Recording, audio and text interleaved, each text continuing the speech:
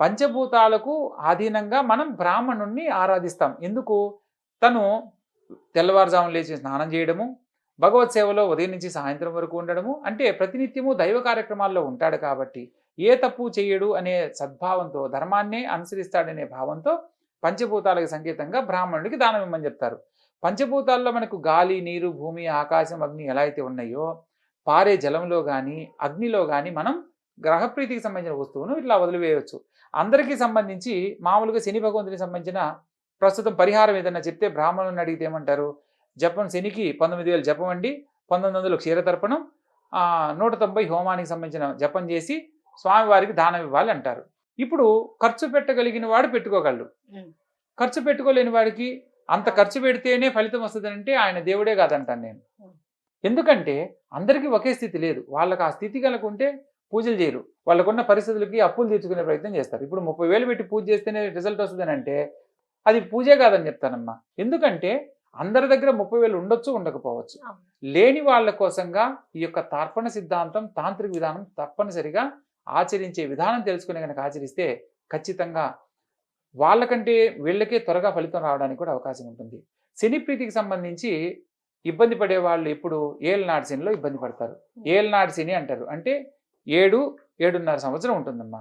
అంటే మనం పాదం నుంచి శిరస్సు వరకు ఆయన అనేక రకాల బాధలు పెడతాడు. శని ప్రీతికి సంబంధించిన ఒక నల్లని దారాన్ని, అంటే నేను చేసే విధానంలో, తాంత్రిక విధానంలో ఒక నల్లని దారాన్ని పాదం దగ్గర నుంచి శిరస్సు వరకు 7 సార్లు కొలిసిన దారాన్ని, పీచుదీయని టెంకాయని తీసుకొని మనసులో ఓం శం శనైశ్చరాయ నమః అనే మంత్రాన్ని చెప్పి ఈ యొక్క దారాన్ని మొత్తం మంత్రం చెప్తూ చుట్టేసి, తండ్రి జీవితంలో ఎన్నో రకాల సమస్యలతో ఇబ్బంది పడుతూ సతమతమయ్యాను. నీ అనుగ్రహంతో మాత్రమే నేను ఒక ఉన్నతమైన జీవితంలో స్థిరపడగలను. అటువంటి గొప్ప జీవితాన్ని ఈ యొక్క తాంత్రిక విధానంలో నేను పొందగలనని ఒక గురువు దగ్గర తెలుసుకోవడం జరిగింది. నిజంగా ఈ యొక్క తాంత్రిక విధానానికి అంత శక్తి ఉంటే నన్ను అనుగ్రహించుతండి అని చెప్పి మనసులో అదే మంత్రం అలా స్వామికి చెప్పుకొని పారే జలంలో అలా విసిరివేసి నీళ్లను ముందు 3 సార్లు అలా నెట్టినట్టు వెళ్ళి తర్వాత నేరుగా ఏదైనా దగ్గరలో ఉన్న ఆలయ సందర్శనం చేస్తే అమ్మా 19 రోజుల్లో ఫలితం చూడొచ్చు. జపం చేసిన వాళ్ళు, దానం చేసిన వాళ్ళని అడగండి, 3 నెలల్లో రిజల్ట్ వస్తుంది అని అంటారు.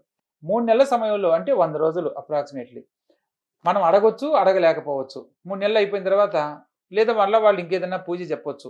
అంటే వీళ్ళ మంచికే, కాకపోతే ఆప్షనల్గా చెప్తారు. ఖచ్చితంగా చెప్పలేకపోవడానికి కారణం ఉంది. తాంత్రిక విధానంలో ఖచ్చితంగా చెప్పడానికి అవకాశం ఉంది.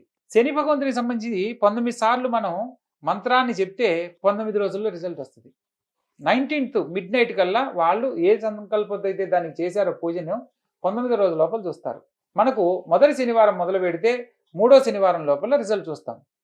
ఇలా ఎన్నిసార్లు చేయాలి గురువు గారు అని సందేహం కలగవచ్చు. దీనికి టెంకాయకి ఒక నల్లని దారానికి ఎంత ఖర్చు చేద్దామా మహా అంటే ఒక 100 రూపాయల్లో వచ్చేస్తాయి. సో ఒక 3 శనివారాలు అలా చేస్తే 3వ శనివారం లోపల రిజల్ట్ చూస్తారు. ఏళ్ళనాటి శని కానీ, అర్ధాష్టమ శని కానీ, అష్టమ శని కానీ, జన్మశని కానీ, వాక్స్థానంలో ఉన్న శని భగవంతుడు అఖండ ఐశ్వర్యాన్ని ఇస్తాడు. ఆయన అంటే లాభస్థానంలో ఉన్నా కూడా విశేషమైన పదవీ యోగ్యతనిస్తాడు. అటువంటి గ్రహము సప్తమంలోను, అష్టమంలోను, అర్ధాష్టమంలో ఉన్నప్పుడు అనేక రకాల ఈతి బాధలతో సతమతమయ్యేలా చేస్తాడు.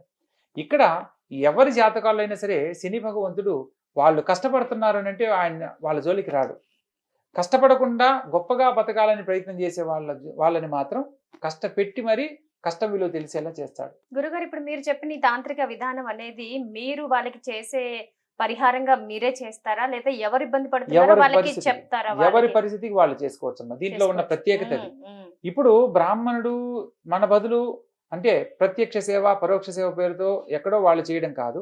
ఇక్కడ ప్రత్యేకంగా ఎవరైతే సమస్యతో ఇబ్బంది పడుతున్నారో వాళ్ళు చేయొచ్చు. వాళ్ళ కుటుంబ సభ్యులు వాళ్ళ మంచి కోరుతూ వాళ్ళ కుటుంబ సభ్యులు కూడా ఆచరించవచ్చు.